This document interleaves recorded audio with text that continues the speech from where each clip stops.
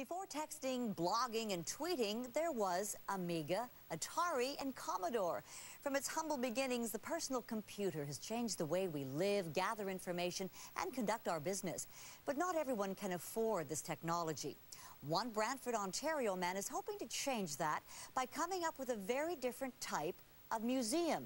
Greg Howse takes us on a techno tour.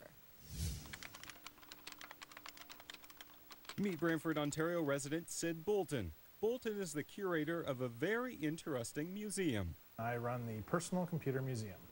You heard right, a whole museum dedicated to the history and preservation of the personal home computer. From Amiga to PET to Atari, Bolton has them all.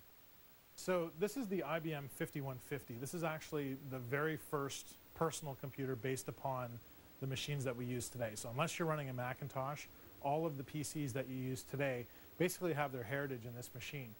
Through the museum, Bolton also runs the computer giveaway program. This allows for individuals and non-for-profit organizations to apply for a free computer, which has been donated by the greater community and refurbished by museum staff. We found that there was a lot of computers out there that were actually being thrown out or discarded or recycled, and in fact they were actually pretty good. And so we decided that we'd kind of be a central place where we could actually help out other organizations and families by actually taking those computers, fixing them up, and giving them back. Now, if you were to take all these slightly old computers out there that could be refurbished and donated to charity, you could probably stack them all end to end and make a line that extends all the way from Earth right to the moon and back. Actually, I don't know if that's true or not. There's a lot of computers, but I do know that there's another angle to this story.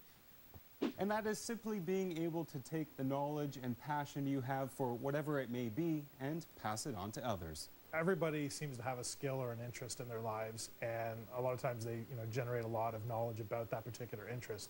In my case, it's computers and video games.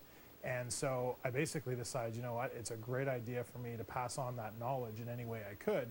The museum runs on donations and is staffed by over 30 volunteers who, like Bolton, take pride in sharing their passion on all things computers, scoring points with the community as they continue to grow.